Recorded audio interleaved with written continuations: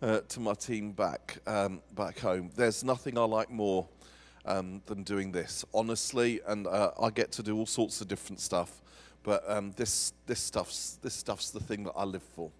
So thank you very much, and I'll be praying for you, and I just know God's got good things for you, and you've got to know that. God is good, and He has good things for you. It doesn't mean He's got easy things. That's a very different thing. It's not always going to be easy, but it will be good as we turn to Him and as we lean into His grace. This is our last morning, and so I thought give you a choice again. We can either look some more at leadership or grace or intercession or prophecy. I think that'll limit the choice. We'll stay there. So have a little think. They're the four subjects. What do we say? Grace, leadership, intercession, prophecy. All right. Quick little straw poll. Four-way. Everyone has one vote. Grace. Right. That's a fair few. Leadership. That's a fair few more. Intercession. Only 4 intercessors. That's terrible. Prophecy. I think it's leadership then. Okay.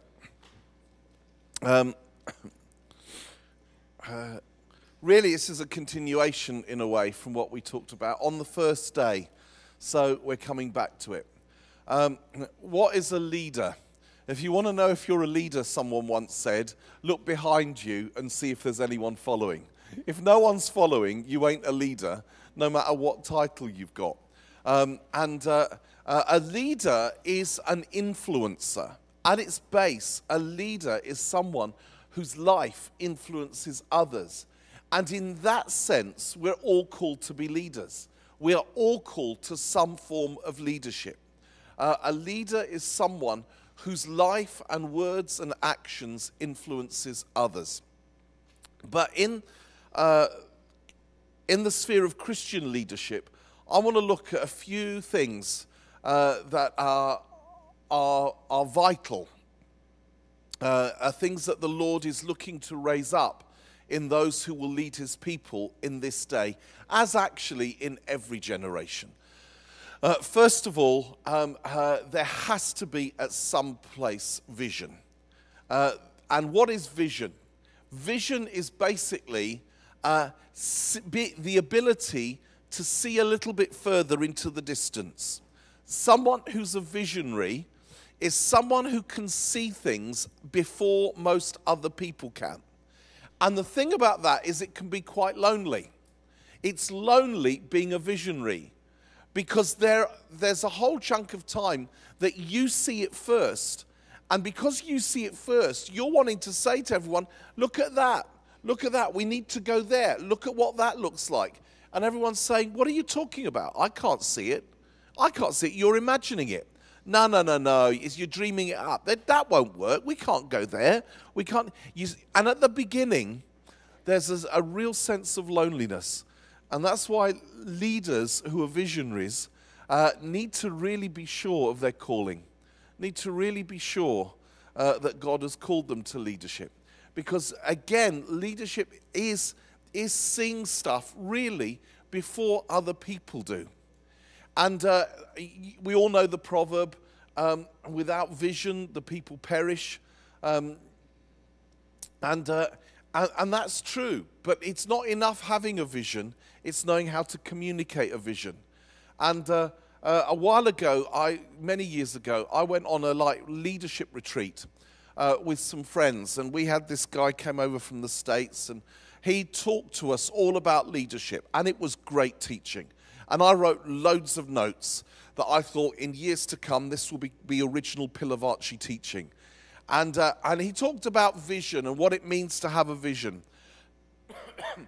And then he said, there's the proverb, without vision, the people perish. But also, this is true, even though it's not in Proverbs, without a slogan, the vision perishes. And I remember thinking, what are you talking about? And he said, what you have to be able to do is communicate your vision in essentially a slogan, in 1 or 2 sentences. 2.5 full pages of written out vision is useless. It's hopeless. No one's going to follow that because no one's going to get it. No one's even going to read it. It needs to be encapsulated in a slogan. And I thought, yeah, I think I know what you mean. Anyway, we got together in the afternoon, and I thought for more teaching for the next session. And he said, right, I'm not going to teach this afternoon. Instead, I'm going to give you all a piece of paper and a pen, and you're going to go to a different part of the grounds around here, and I want you to sit down and ask the Lord, what is your vision, Lord, for my life? What is the vision you've given me for my life, for the next season of my life? And then I want you to write it down in a slogan. And I was kind of fed up with that. I wanted some good teaching. I want my money back.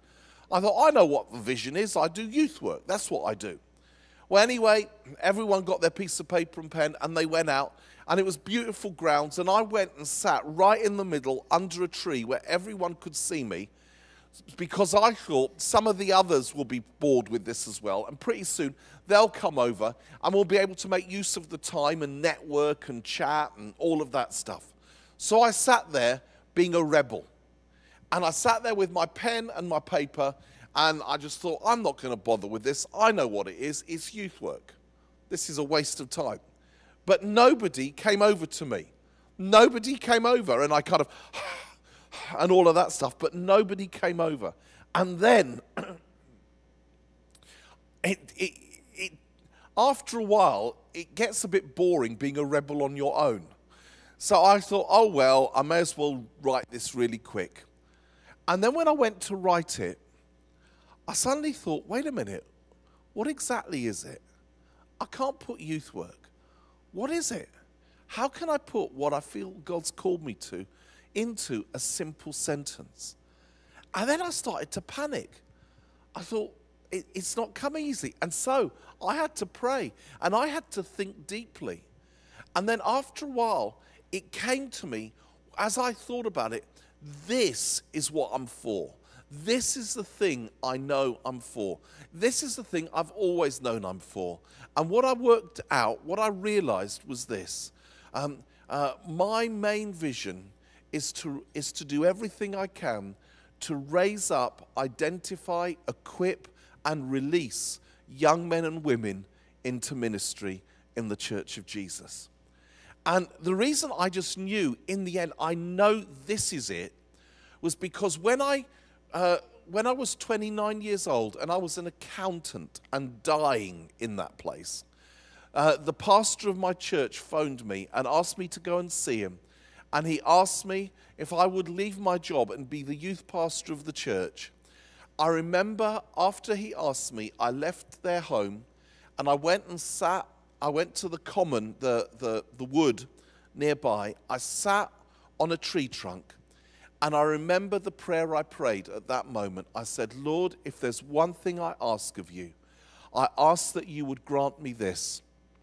When I'm old and grey and sitting in my rocking chair, would you grant me that there would be men and women serving you all over the world, and I would have the joy of knowing I had something to do with raising them up, that you gave me a role in that.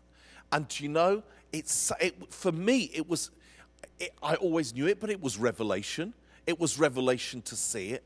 In the end, when the chips are down, that's what gets me up in the morning. That's the thing I love. That's the thing that burns in me. It isn't leading conferences. It isn't speaking at conferences. It isn't writing books. All of that is an excuse for this. The thing that excites me is this. That's why I've so loved this. And you know, I prefer this to, I just went 2 weeks ago to Australia and spoke a thing for 7,500 young people. I'd rather be here any day. because this is what I'm for. This is what I love. And do you know, when you get it, when you realize it, it's kind of a release. And the truth is, for me, and I'll just explain it for me, that's what I've been for all the time. I told you about Matt the other day. I think I told you about Tim as well, did I? You know, and I've known Tim since he was 11. And then a whole bunch of others. Martin Lazell, who also became one of our worship leaders. Martin was in my youth group. I've known Martin since he was 11 as well. I remember when he came to me as an 11-year-old to tell me he'd just given his life to Jesus. Were any of you at Soul Survivor this summer or last summer? Well, you'll know Jamie, who's 16 now. Last summer, he led worship for the first time. He was 15 years old. I've watched him grow up in our church, and I've loved it, seeing him and encouraging him and raising him up. And I know God's hand is going to be on him in the years to come. And I've loved that. There's a guy called Andy Croft who now leads the events with me. He's just turned 24 years old. I met him in a queue when he was 17 at a festival in the north of England. And then I prayed with him, and God said to me that I was going to be involved in his life. So I just went up to him and I said, I know this sounds strange, but if ever you need anything, just get in touch with me, because I think I'm maybe meant to be involved in your life. And he looked like frightened. I mean, you know, when a big stranger comes up to you and, you know, you think, whoa, what's this? Well, then I left it, walked away. 6 months later, he emailed me. And he never heard of Soul Survivor. He didn't know anything about what we were doing. And he said, I want to take a gap year next year. Have you got any ideas about a gap year? And then I emailed back and I said, well, there's all YWAM and Oasis and Youth for Christ and this place and that place that I knew. And I said, an alternative is you could come and be my intern for a year. And he said yes. And he traveled with me for a year. The next summer, when he was 18, just 3 weeks before the festival, I said to him, I want to ask you if you would like to speak at the main evening meeting. And he said, are you serious? And I said, yes. And he said, can I pray about it? I said, of course. And then he came back to me and he said, if it's all right, I think I'll say no. And I said, that's great, mate, but why? And he said, because as I've prayed about it and thought about it, I know that I've got it in me. I could get arrogant. And I'm 18 years old. And I think it would be better if I was a steward or if I was on a catering team or something like that. Because I'm scared that standing on a stage in front of 10,000 young people will be more than my arrogant 18-year-old frame could stand. And at that point I said, that's why I've asked you. That's exactly why I've asked you. And so he did, and he did great. And now he leads it all with me, and he's involved in leading. And you know, if you ask me, if I died today, what would it be that just I'd be so that makes me feel I could die happy now? It's not having a festival of 30,000 people. It really isn't. It's not the traveling. It's not the writing the books. It's these guys. They're my pride and joy. You know, and some of them have gone off to do all sorts of things. Benny Boy, Ben Cantillon, and there's a whole bunch of others. You know, that's the thing. And I realized, oh my word, that's what I'm for.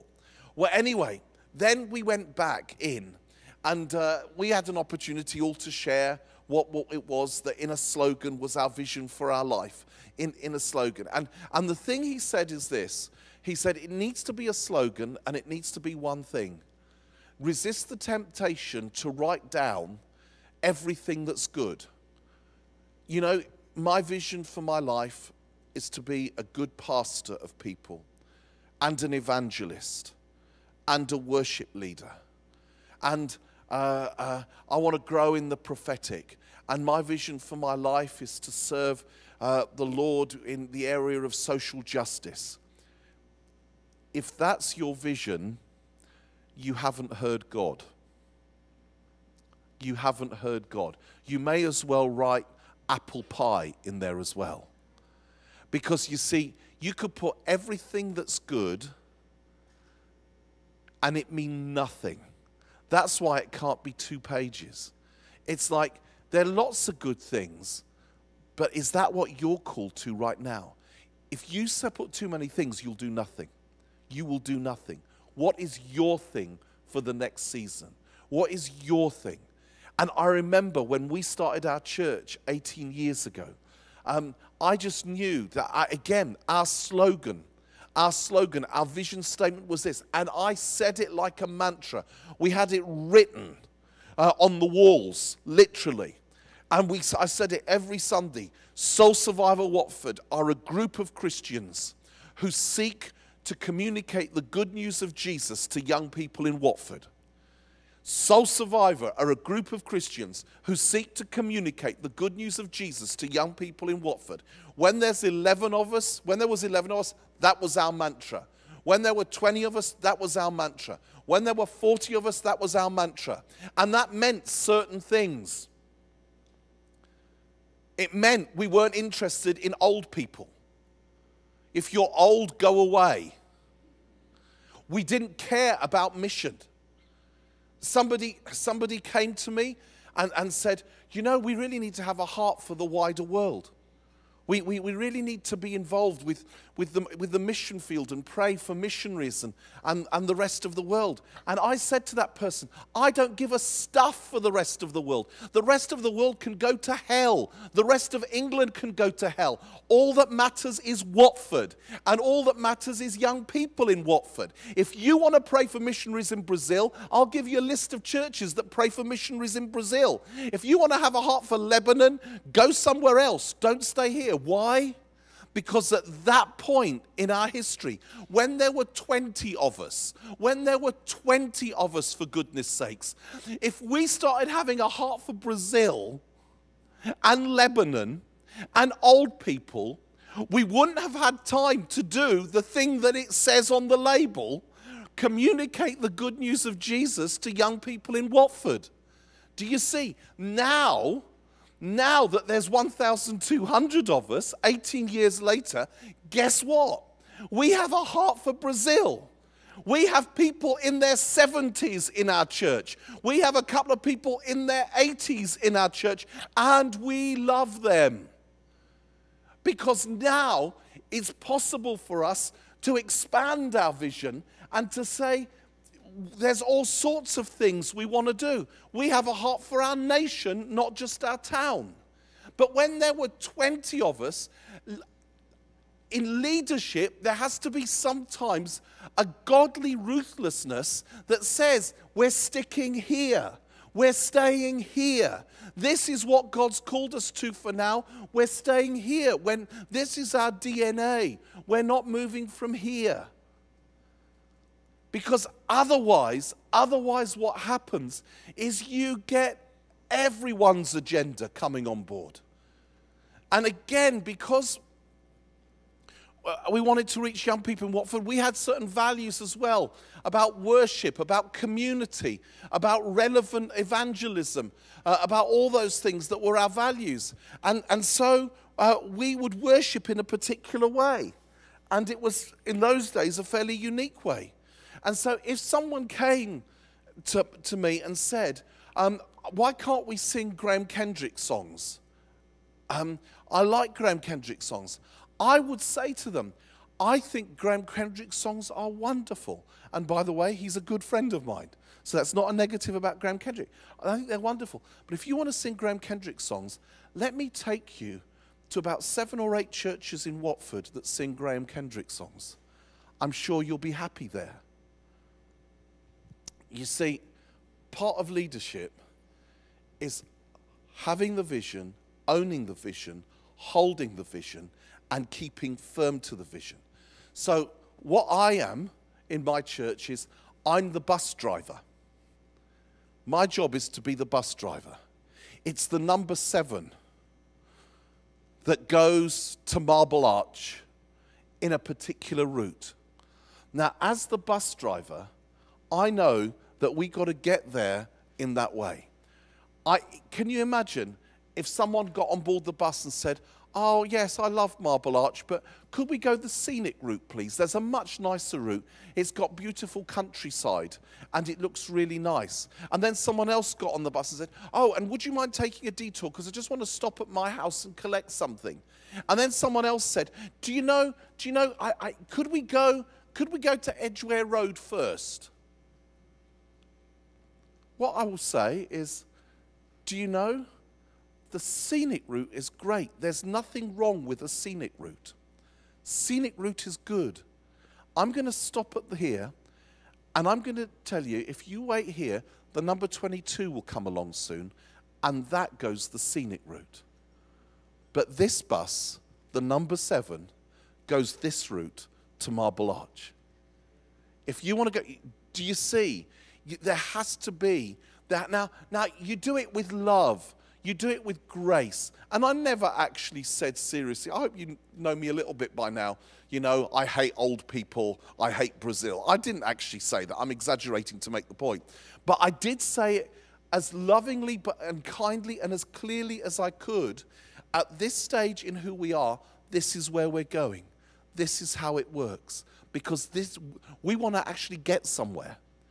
And if everyone on the bus had their own opinion of where they went, you know what it's like when you were younger, you know, in the car, and your dad was driving, say, that's sexist, your dad was driving, but in those days he probably would have been. And your mum said, why don't we go this way? And you and your brothers and sisters said, no, why don't we do this? Why don't we do that? And your dad would end up saying, who's driving the car? I am. We'll go my way. And in essence, what he was saying, if he was a good dad, was not, I'm going to be Adolf Hitler and I'm going to have my way because I like having my way. It was like, hey, I'm responsible for getting you there. In the end, someone's got to make the call. And the call we make is the call that we believe God's telling us. So there's a little digression. And we're called, and I want to say a bit later, to be kind and to be servant-hearted and to be full of love and grace and mercy if we're to establish churches of grace and mercy. But you know, there also has to be some godly steel. There has to be. Otherwise, we let God down. In the end, my aim as a leader is not to be popular with people. I just want to be a little bit popular with God. I want him to say at the end, well done, good and faithful servant. You did what I told you. You did what I told you. And you see, things do change, because after a while, like I said, now we have missionaries going all over the world and we support them financially and all of that stuff. Do you get what I'm saying? I made a long-winded way of saying that. But it's actually really important, because it's amazing how as Christians we can get muddled on these things. And the church is full of pastors, but it's not got many leaders. And the church needs more leaders as well as pastors. So we all went back in and we read out our vision statement, and we thought it was all really good, and I had my slogan. And then the guy said this. He said, now I want you to go back out again with your slogan in one hand on the piece of paper, and in the other hand, I want you to take your diary, and I want you to ask the question, does my diary match my vision? Well, we went out there, and I sat there and I looked at it, and I was horrified. I was horrified. If my vision was to raise up, equip, identify, empower, and release young people into leadership, what was I doing going to the Isle of Man to do a ladies' conference? And there's nothing wrong with ladies' conferences. Ladies' conferences are good if you're called to do ladies' conferences. But ladies' conferences are bad if your calling is to identify, equip, raise up, and release young people into ministry. And there were all sorts of things that I'd said yes to. And I realized I've been muddled, because I've been responding to other people's initiatives without actually working from a basis of, this is what I'm for, so this is what I'll do. One of the reasons I admire Mike Bickle at Kansas City is he knows what he's building, and he's single-minded about building it.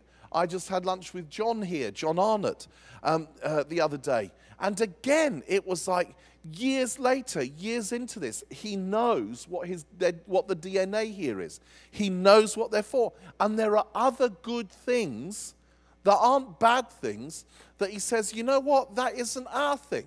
There are other parts of the body of Christ that will emphasize that. Our calling, our contribution to the whole body is to emphasize this. And then it's being comfortable in who you are.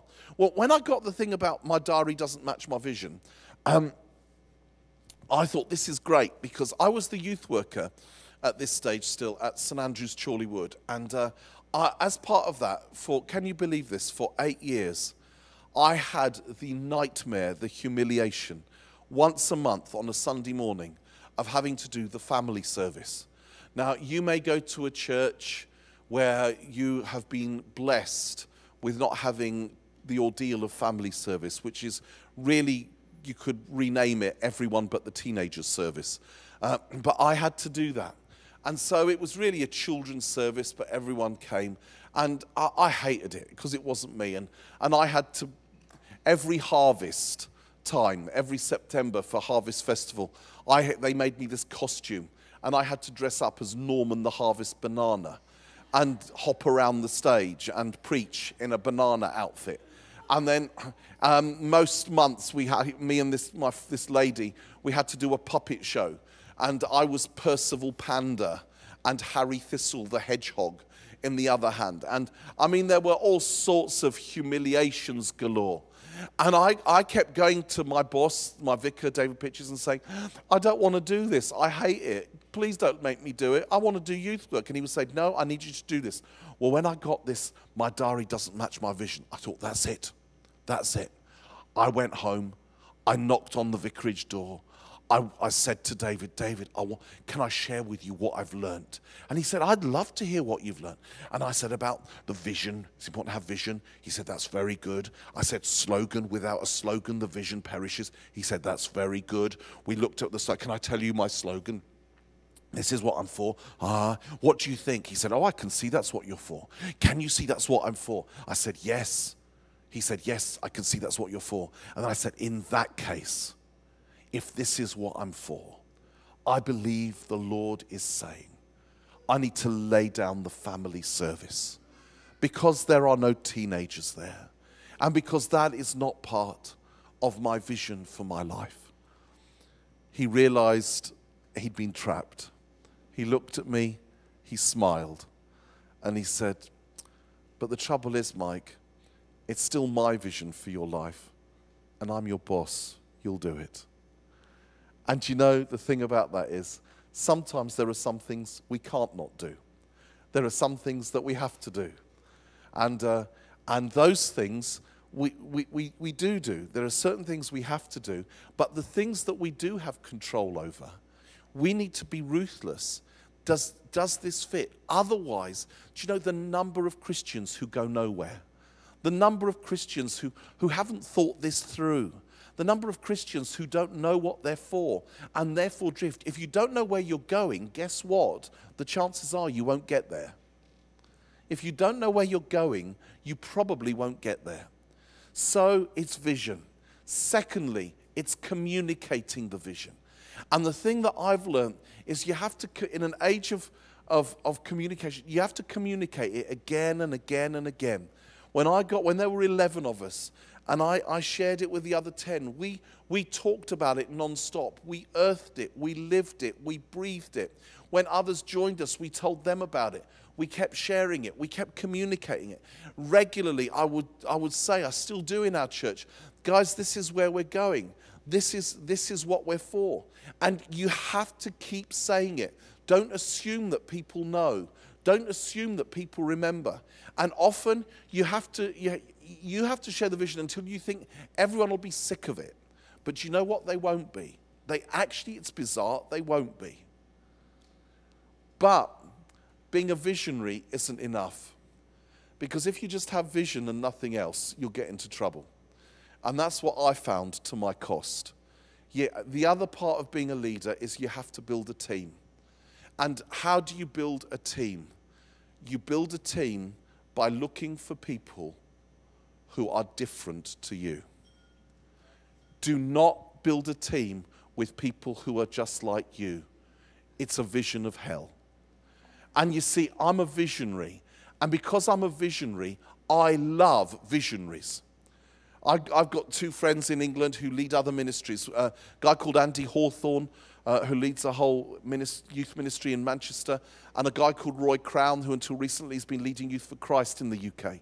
And when the three of us get together, we love it, because we sit together and we have breakfast, and we say, because we're three visionaries, we say, who's got a vision? I've got a vision. Can I tell you my vision? Tell us your vision.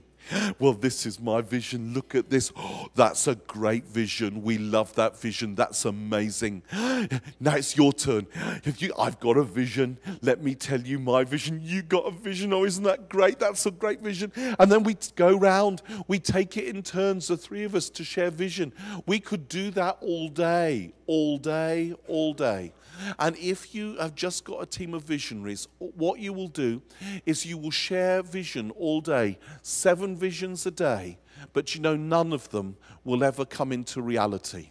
None of them will ever get birthed, because tomorrow you'll have more visions and you'll enjoy having more visions, and you won't notice that you've forgotten yesterday's vision and the day before's vision.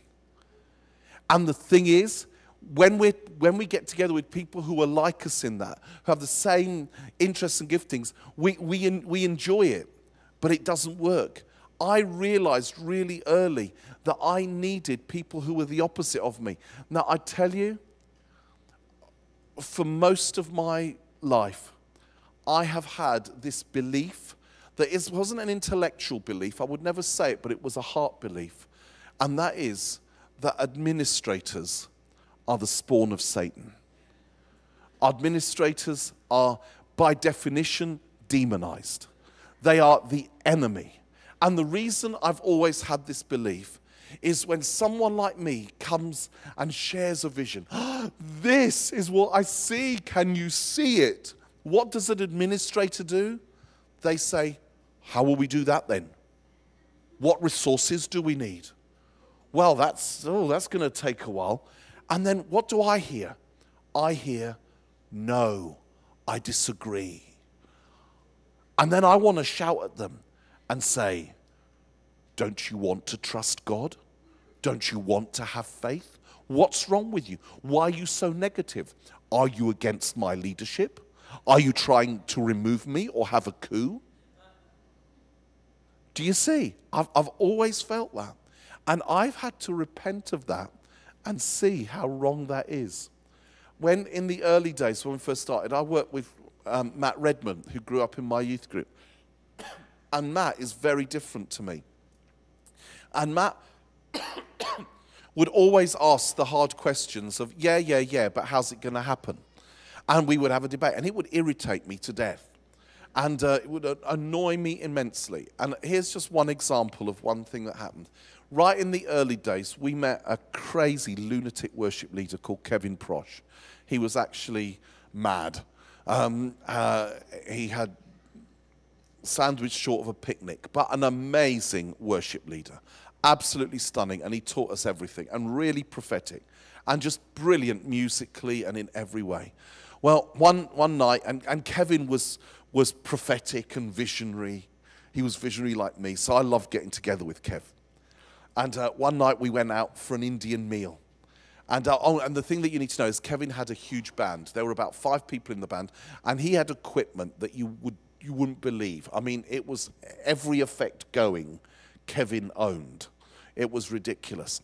And one night we went to an Indian restaurant, and we didn't take Redman because he's boring. And so Kevin and we started dreaming dreams, how to conquer the universe by the weekend, and what we could do. And as well as dreaming a world tour,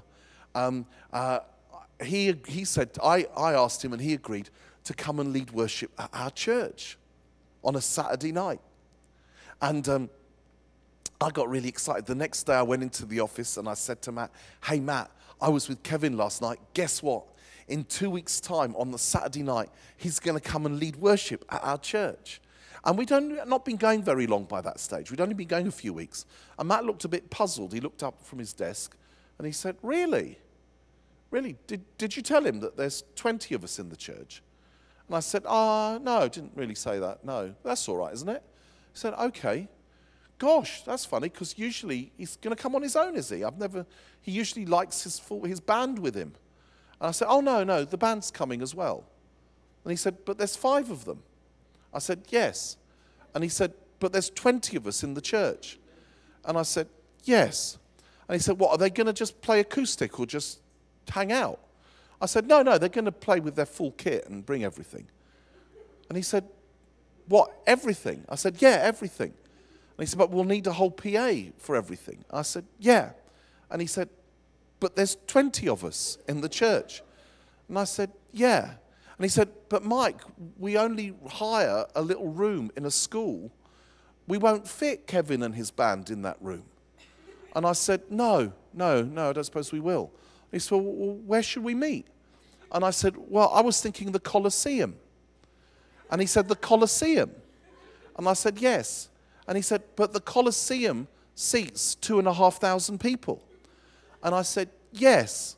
And he said, there's 20 of us in the church. And then I looked at him and I gave my great line. I said, Matt, have faith. Trust God. He said, there's 20 of us in the church. It's in 2 weeks' time. And you're telling me to have faith and trust God for 2,500 people? I said, yes. That's what being a follower of Jesus is all about.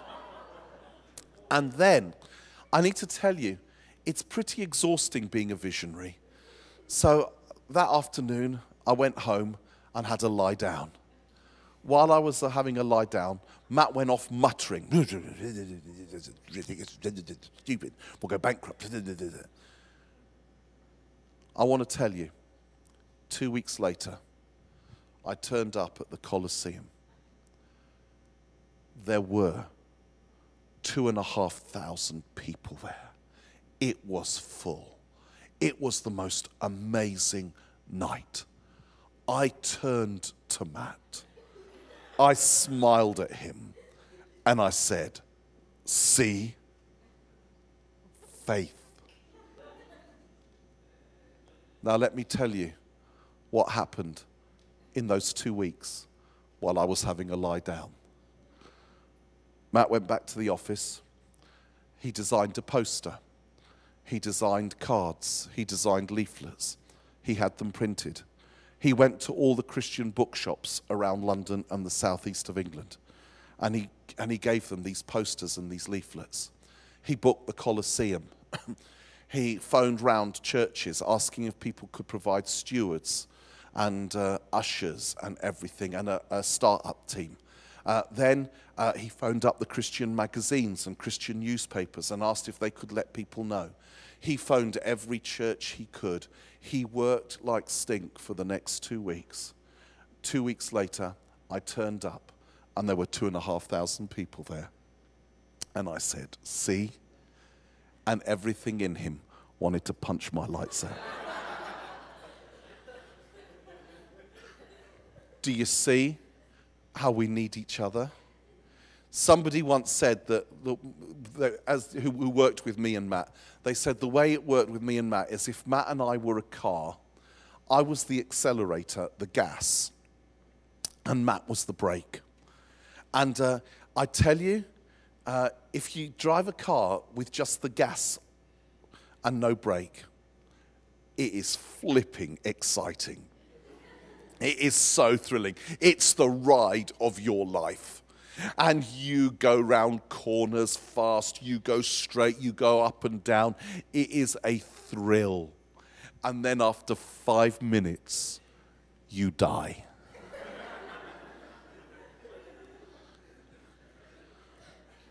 But if you just have the brake and not the gas, it's very safe.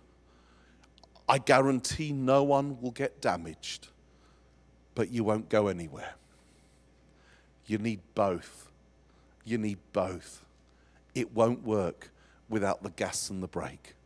Work out who you are and then find people who complement you. Find people who are different to you, because that's what it means to be a team. Do you see? That's why Paul says to the Corinthians in 1 Corinthians 12, can the eye say to the hand, I have no need of you? Of course not. Of course not. We need each other in the body of Christ. And can you imagine if the whole body was made up of eyes? Can you imagine how ridiculous it would look, how inefficient it would be? And so I started to realize, what are my weaknesses? I need folk who will complement that. Now, that makes life more interesting. That means sometimes you have to work through things. That means sometimes you have to have conversations. But that is exactly the process of growing in love. Growing in love. I mean, that's why God created men for women and women for men. Because we're different. Because wouldn't it be boring if we were, because we're different. And part of that difference is learning to understand each other. Just this summer at Soul Survivor, we usually do a Soul Sister thing for the girls. Some of our lady leaders do that. And then Andy and I do Soul Man for the guys. We did this as an experiment this year. On the last afternoon, me and Andy went to Soul Sister, to the girls, to explain the guys to them. And Ali went to the guys to explain the girls to them. And they sent in questions. And it was amazing. We had, I promise you, hundreds of questions. And it was fascinating seeing, and I'll just tell you some of the questions. And next year what we want to do is we want to keep the questions and we want to tell the girls, these are the questions the guys are asking about you, and tell the guys, these are the questions the girls are asking about you, because you realized, oh my goodness. First of all, on the first day we asked for questions, we had immediately hundreds of questions from the girls, and they were questions like, why don't guys like to talk deeply? Why don't they share their hearts? Why do guys make stupid jokes? Why are they so immature? Why are they, do guys think about marriage like we do? And all sorts of questions like that. And then the first afternoon, we had 3 questions from the guys. One of them, right? One of them was, do girls fart?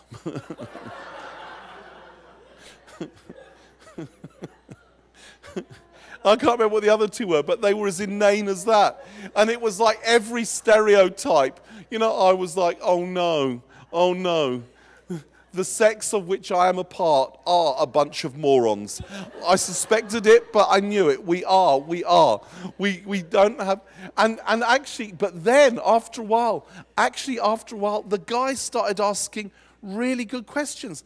And they were saying, do the girls realize that when they don't wear very much and it's all very skimpy, what it does to us? Do they do it on purpose, or do they not realize? Why do girls cry all the time? Why is it that they always want to have deep and meaningfuls? Why is it that sometimes whatever answer I give, I know it's going to be the wrong answer? Why are girls so complicated?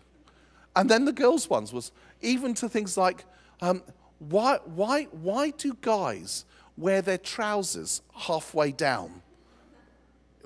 Why do they do that? Why do they... Anyway, I won't go that one. But there were all sorts of questions, and some of them brilliant questions. And what that made me realize is we're made for one another. We're made for one another. And part of the frustration is we actually don't get each other. But also, isn't that at the same time the fascination? Isn't it the fascination as well? It's both. And what I'm trying to say there is that's a picture of what it means to be a body, to be a family. I love it. The team that I have with me, do you know loads of the team, that I have. We've been together now for over 25 years. And we're committed for life. We're committed for life. There's people I work with that I have worked with them. And for 25 years. And do you know what that means? That means over the 25 years, they've seen the worst of me. And they're still there. Do you know the security that gives? We're never going away. There's an amazing security in that. And you know, that means you have to work at that. You have to really work at that. And that means allowing others in a leadership team, you have to learn to be vulnerable. You have to learn to be vulnerable. You know, and to share your heart and to share your weaknesses and to share your struggles and to share. I love it. Just this morning, my friend Andy Croft, you know, sent me a couple of messages. Mate, make sure you don't overeat this trip because you will die of a heart attack. You know, and all of that. And I love it that he encourages me, that he can, well, it's not an encouragement, but that he cares enough to say that to me and to say, hey, be careful. And you know, and all of that stuff. So that we share where we are. That stops it being lonely. And the people I feel most sorry for are folk who are one man or one woman ministry in a small church. They're the only leader. I don't think I would survive. And sometimes, you know, for me, when I have a bad time, it's not just my bad time. You know, it's like I can share it with others and we get perspective.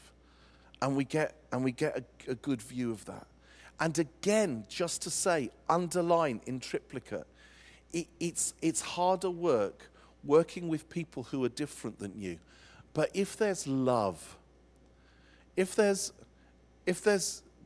tenderness and kindness and vulnerability and generosity, they are the relationships, just like between a man and a woman, that frustrate the hell out of you and yet are so fascinating and so absolutely wonderful and so perfect. And that is how God does his ministry. You see, Jesus cannot and will not be glorified. It's impossible for any of us on our own to reflect Jesus adequately. It's what I was saying the first day. It's the church. It's a body that does that. It's a body that does that. And you know, when you're with people, they know how to burst your bubble when you get a bit pompous. I love it. I love it. Sometimes you go places, and occasionally I go places where, you know, people overdo this is the anointed man of God routine, you know, and oh, we're so privileged and all of that. And when you have a tendency to pomposity like I can have, you can after a while start to believe that. Oh, I must be. And every time I do, I go back home. And it's like, prick, bursts the balloon. You moron. You put on weight again. You are so fat. You are so, you know, and all of that stuff. All of that stuff. Crofty said he's collecting me from the airport tomorrow morning at 10. He said, I'll collect you from the airport. I may have to get a forklift truck to lift you into the car. And then I'll drop you off and I'll give you a chance to rest. And then I'll come round after an hour and annoy you for the rest of the afternoon. Isn't that great? I want to be annoyed for the rest of the afternoon because that's what friends do. That's what friends do. That's how it works. And you know what? That's what makes this stuff fun. That's what makes this stuff fun. So I've spent a long time on this, and the reason I have is because you've got to hear it. It's important. Now, do you have to be an extrovert to be a leader? No, you don't. You won't believe this. You probably won't believe this. I'm actually a real introvert. I need my own space. I need my own company. If I'm with people too long, I start going up the wall. I start wanting to escape. I replenish when I'm on my own. But then again, it's working with people who balance you. Until recently, I had our international coordinator who traveled with me was someone I'm loud introvert. He was a quiet extrovert, a guy called Dino. And he was perfect traveling companion because he knew me completely. He loves people. So as soon as we landed, when I was like, I'm half dead, I need to lie down, I need to stare at a wall, he would be out on the town, hi everyone, I want to know you. And he had this capacity that was amazing. And again, it was wonderful because it was just so great for me. Do you see what I'm trying to say? I keep saying it in different ways. People who are different to you, people who compliment you. And again, some of us who are introverts, we need to work out and understand that there's an introvertedness that we need, we replenish. I love being with my books. I bought here, I think, 8 books, big fat books. I knew there was no way I would read all the books, but you know what? I just love it. I just love it. But if you're an introvert, there's a place beyond which it can become selfish. There's a place of, actually, wait a minute, you're here for others. You're here to give yourself. You can't keep disappearing and locking yourself away. And again, if you're an extrovert, you need to make sure that actually there are times when you know how to lay off. You see, it's laying down our lives for others, and it's knowing how we're made. It's working to the strengths of that, but it's also not indulging that. Do you understand what I'm saying? It's not indulging it at the same time. And you're all different. And the danger with something like this is you can look at other people and you can keep wishing you were someone else. I wish I was like that. I wish I had a prayer life like that. I wish I could study like that. I wish I could absorb things like that. I wish I was fun like that. I wish I could tell jokes like that. I wish I could have deep conversations like that. Actually, learn to be comfortable in your own skin and in the gifts God's given you and in who you are, and understand that God is glorified in the community of who you are with others. He's glorified in community.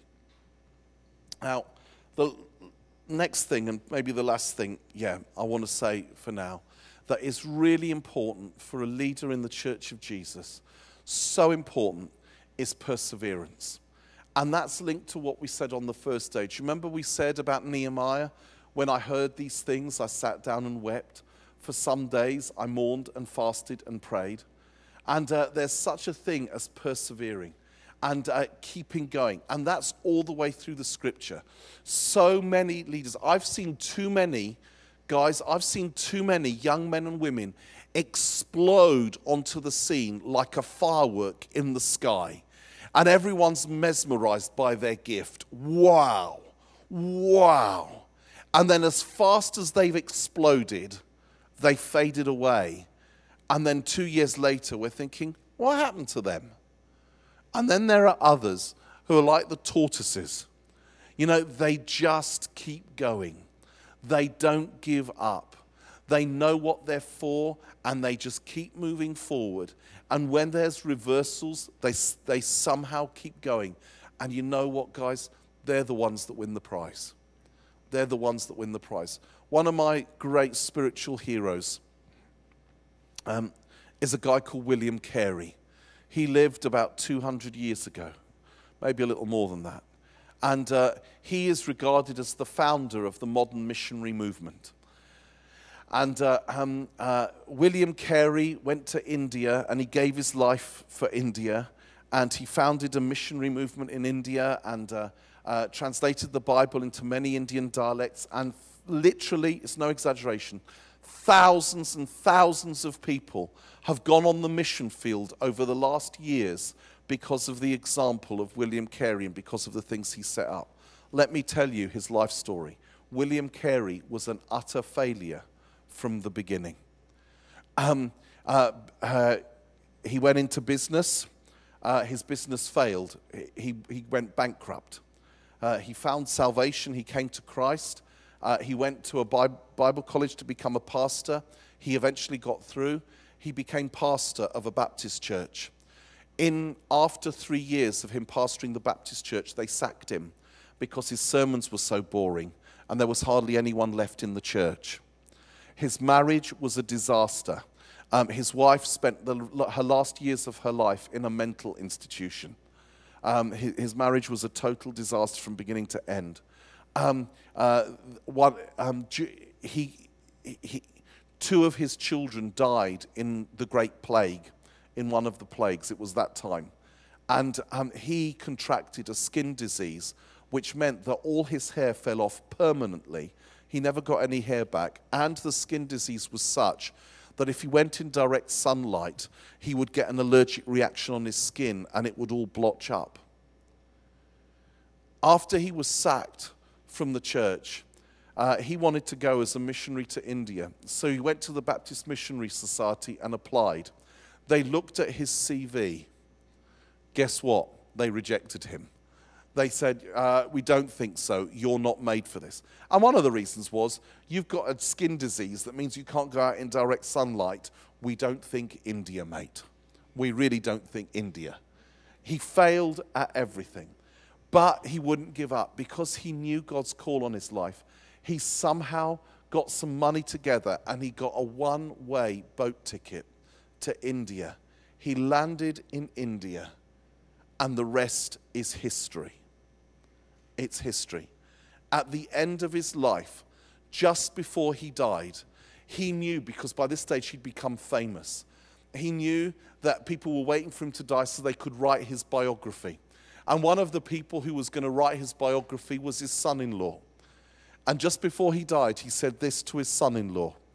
He said, if after I die, anyone should want to write my story in a book, and they were to ask the question, what was Mr. Carey's greatest gift? I would like them to say this: Mr. Carey's greatest gift was that he was a plodder.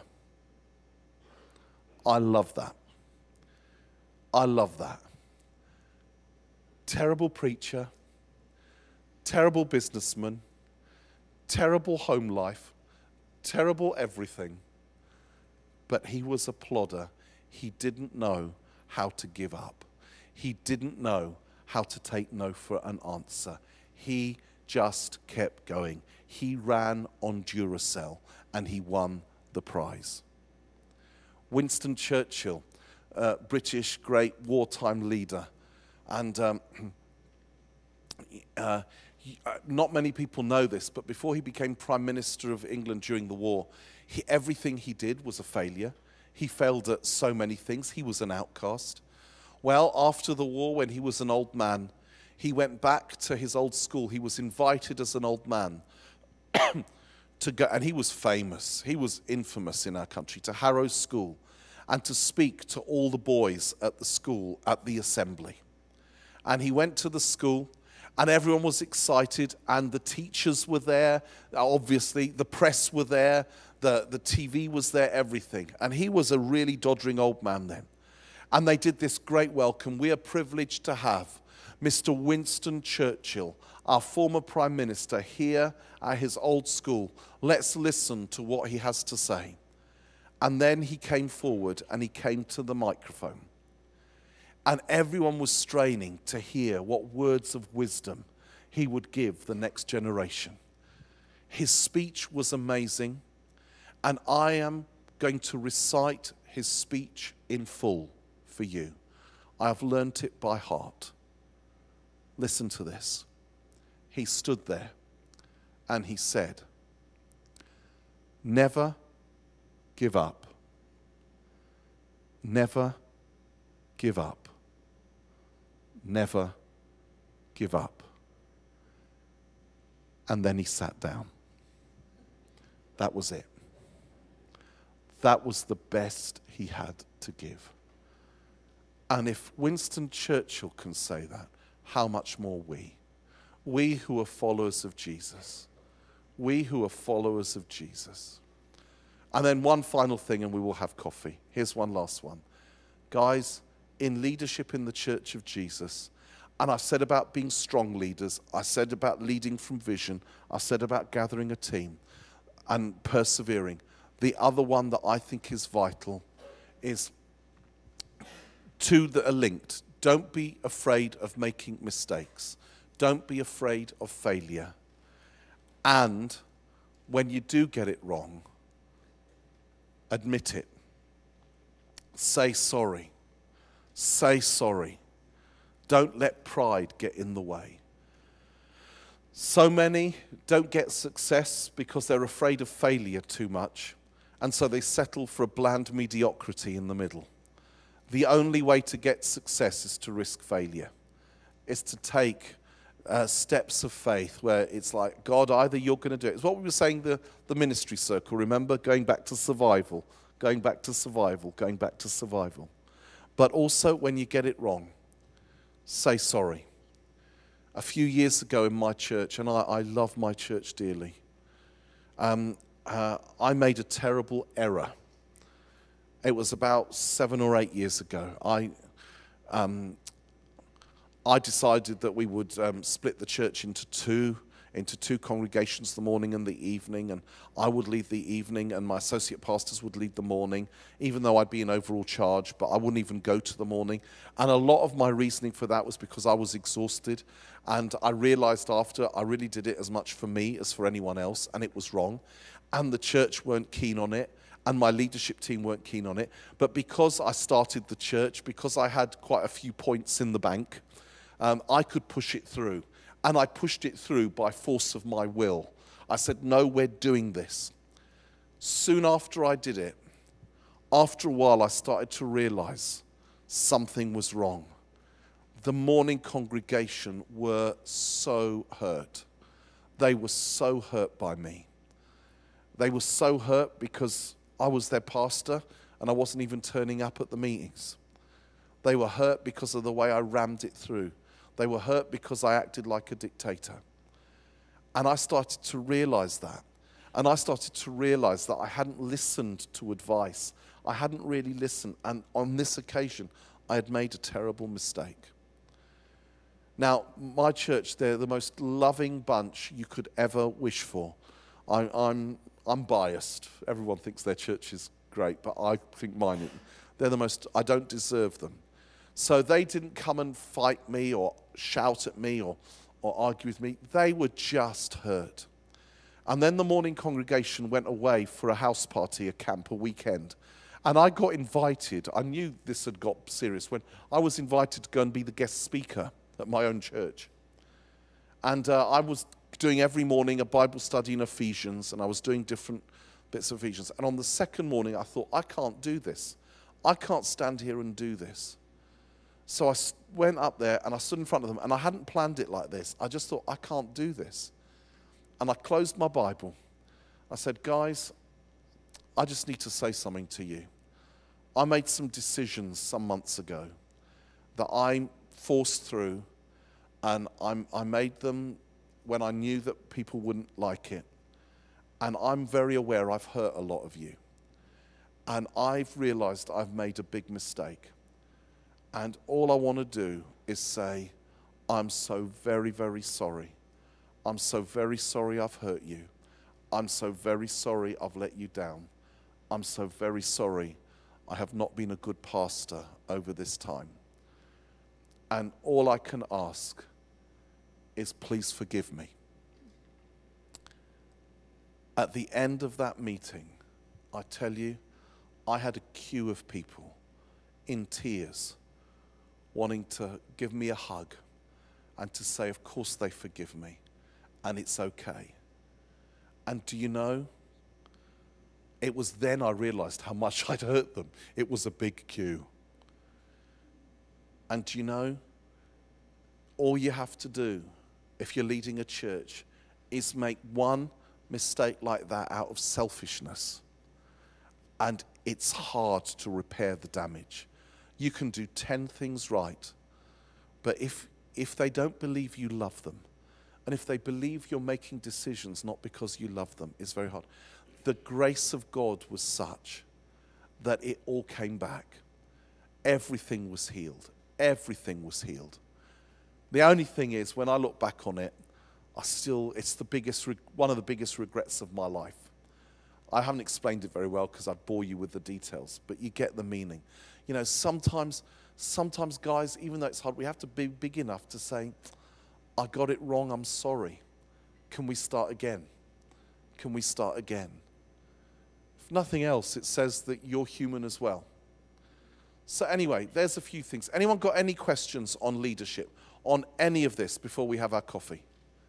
On anything I've said or haven't said, anything you disagree, anything that wasn't clear? I'm happy for you to disagree with me, I promise. I won't take it personally. I'm sure I've got some of this wrong. I'm sure some of what I've said to you today in 5 years' time, I'll think, what was I saying? Anyone got any question? Yes.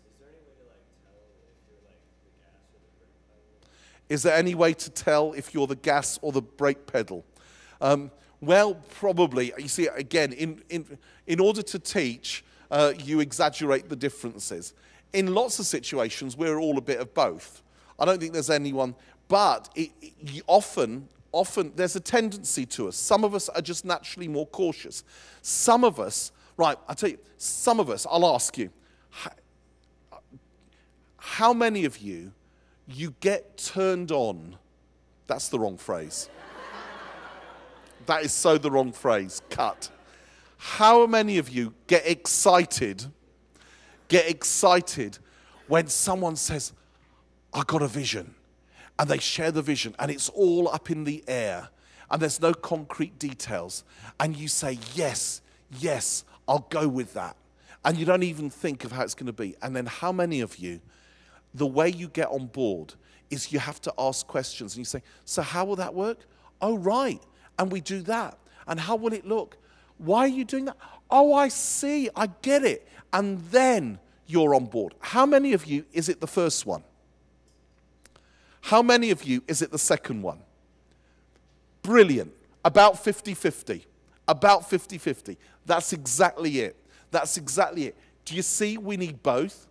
And so now, if I can just say as I answer the question, in our church, I know that my church is 50-50. So when I get up, if we want to share a new vision, if it was just me getting up and saying, church, I have a dream. We're going this way. We're going to change the world. Don't ask me how it looks. We're walking by faith, not by sight. I don't know how much it'll cost, but the money will come. Half the church will stand and applaud and say, yes, yes, yes. The other half will sit there shaking their heads thinking, oh no, not again. He's taking us on another wild goose chase. And they'll lay bets with each other, as to how long this one will last. So I do get up and I say that. This is where we're going. But because I've got a bit wiser, then I get someone like Crofty, who everyone in my church knows is sensible and serious and thoughtful and intellectual and likes detail. And he'll get up and he'll say, guys, this is where we think we're going to go. Now, here's the problems. And I've just done a sheet. Now, I never write anything down on a sheet. I don't notice no handouts. If Crofty was here, you'd get a handout every morning. And here's a handout, and here's the issues that we've got to face, and here's what we think on this. Now, point CA, we think that we could do it like this. Now, that'll take realistically 7 or 8 months. And then all the accountants and all the lawyers and yes, I see that. I see 7, 8 months. Yes, I'd have said 9 months myself. No, 7 or 8, that might be right, yes. Oh, so we're going to take that approach. Righty-ho, righty-ho. Well, in that case, you probably need me to be on the committee for that because we can work through that. That'll take detail. And I'm going, I'm dying. I'm like, but you know what? The other half of the church, they're energized. They're there. And guess what? By the end, everyone gets it. Everyone gets it. And those of us, the half that are, we're going this way, we start it off with passion and enthusiasm. But do you know who gets us over the finishing line? It's Crofty and the other half. Because when our excitement has waned, and when I'm bored with the process, absolutely bored with not another meeting, they're still loving working out. This is how we're going to do it. And so we're different. So it's kind of working out. Part of it is, where did you put your hand up? That's part of it. But also, most of us will respond in a different way, in a different setting. So on certain things, we'll be the first one. On other things, we'll be the other one. And we all slightly change. We're all slightly chameleonish, depending on who we're with. You know, like I've always been the, who cares about the money, let's spend, and then I'm having a nervous breakdown because we're going bankrupt. But we had a season where we had, as the treasurer of Soul Survivor, someone who was more wacky than me. And he was the treasurer. So when we met with the trustees, with the board, he would be the one that everyone would say, so have we got any money? And he would say, no, we've got no money. There's no money whatsoever. But who cares? Who cares? We'll just do it anyway. I panicked. I was like, this is the treasurer. So for the one time in my life, I started being responsible. Oh, we need to be a little bit careful here. And I thought, what's going on? It freaked me out. And I can be me when I know there are others, do you see, who can be, whoa. You see, I've never had the power to write a check in the church or the ministry in all the time we've been going, and I've never wanted to. If I had the power to sign a check, we'd be finished. Responsible people do that. The mums and dads do that. I'm still the little boy who likes to play. Do you see? Do you see? So we all tack a slightly different way. And also, we change as we go. None of us stays the same. We mostly keep our DNA, but none of us stays exactly the same. So, one or two more questions. Yes?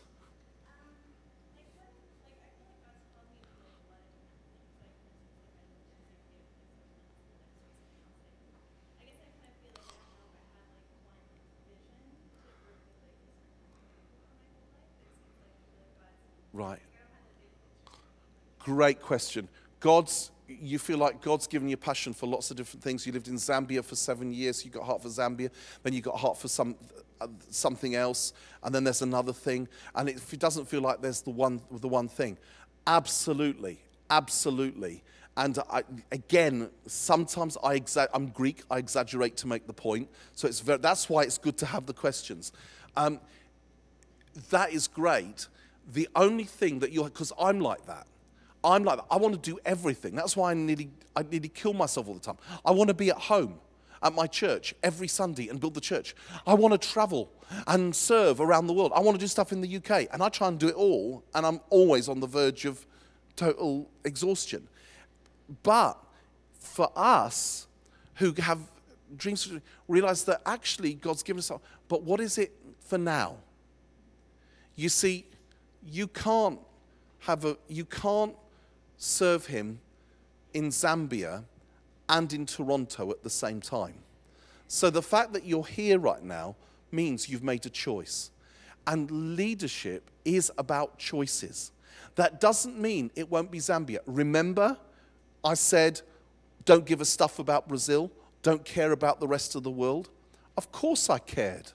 I've always, but it's like, we can't do that now, because then we will do nothing well.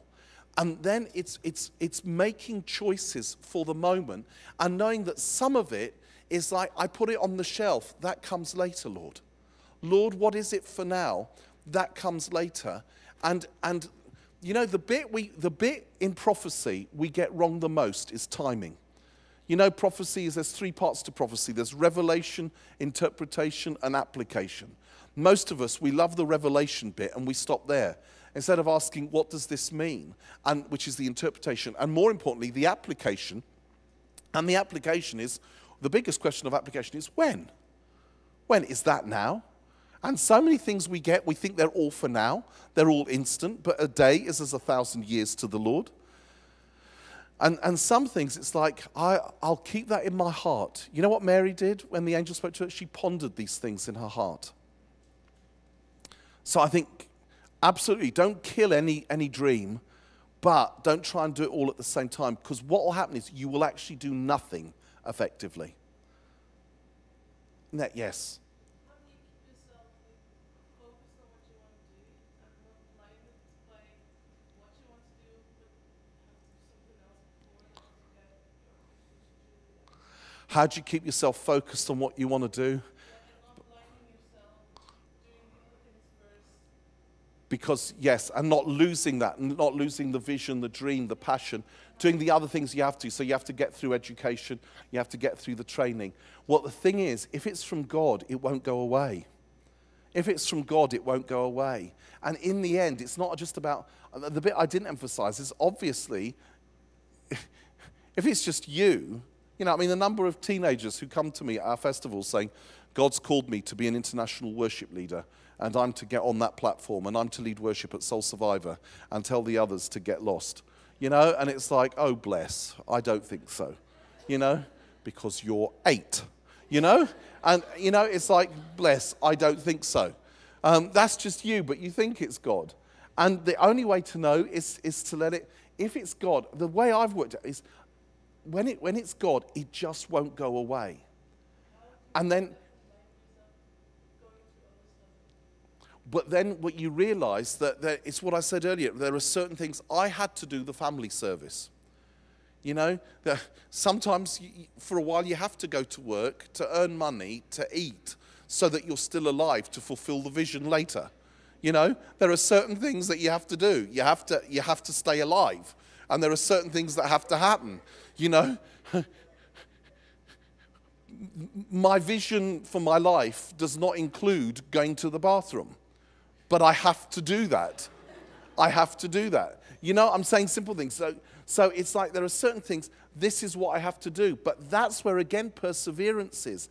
That's where, again, it's sometimes living for Jesus in the mundane. Learning to listen to the still small voice, the gentle whisper. If it was all the wow, wow, wow, I'll go home and, I'll have to clean my house. And I know when I go home, I've got to mow the lawn, and all of that stuff. And I'll have to do the detail stuff. And I'll have to sit in meetings. Right, I hate meetings with agendas and all of that, and then minutes and everything. But I know that they are a necessary evil. And real leadership, for me, they bore me silly. But I've realized that real leadership is sometimes doing the things you hate so that you're able to do the things you love. Sometimes you have to do the things you hate so you're able to do the things you love. So and impatience is not good. It's not good. There's a godly impatience in a sense, but there's also a human, fleshly impatience. It's, I want it now, I want it now, I want it now. And God, you know what? I'm so glad. I told you the other day, I wanted to do what I'm doing from when I was 16. God didn't open the door till I was 29. I was an accountant in my 20s. Look at me. Do you understand what a nightmare that was? And you know what? God taught me. God taught me in that place. David, just really quickly. David, he was a shepherd boy. He was anointed to be king of Israel. What an anointing. In front of his older brothers. That's the best, isn't it? In front of your brothers, I'm the one.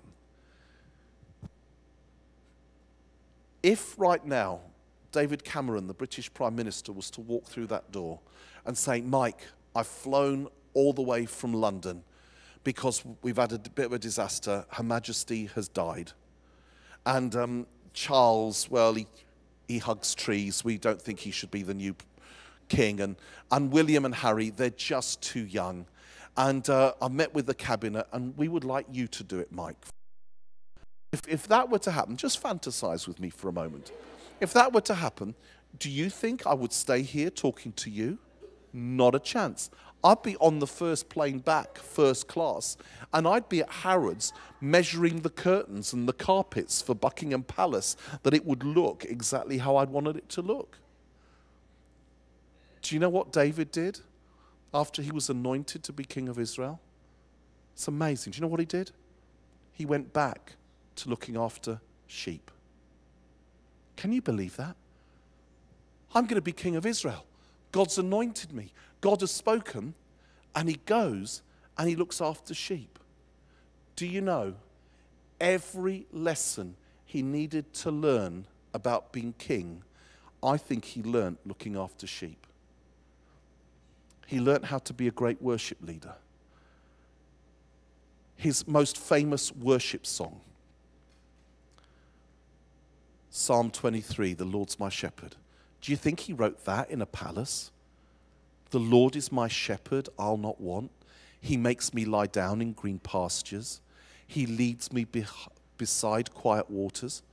He wrote that at 3 o'clock in the morning on the backside of a hill when the sheep were asleep on his harp. He must have done. He must have done. He learned how to be a warrior king. When Saul said, if you're going to face Goliath, take my armor. Do you know what David said? He said, no, that doesn't fit me. He said, what Saul said, wait a minute, you're a little boy, and he's been a fighting man since his youth. What qualifies you to fight Goliath, you little boy? I love David's reply. He says, your servant has been practicing kung fu. He doesn't, does he? He says, your servant has been looking after his father's sheep. Since when did that become a qualification for joining the Marines? You know? Hey, what makes you a natural-born killer? I've been looking after sheep. And then he explains, when a lion or a bear came to kill the sheep, I killed the lion and the bear. This Philistine will be like one of them. He learned how to fight looking after sheep. And he learned how to be the shepherd of Israel by being the shepherd of sheep. He learned how to shepherd Israel by shepherding sheep. And you know the thing about being a shepherding sheep in those days? There were three things. It was boring, it was lonely, and it was hidden. No one watched and marked you out of 10 at 3 in the morning and gave you Shepherd of the Year award. Let's give a round of applause to our Shepherd of the Year. It was hidden. No one noticed. It was lonely. And it was boring. And guess what? That's the training ground for leadership. I'll finish with this one story. I love it. And then we'll have coffee. There's a guy I know called James Ryle, who is a fabulous preacher, stunning teacher, great use of words, amazing. This is his story. His story is, years and years ago, he wasn't a Christian, he was a drug dealer. He wasn't just an addict, he was a dealer.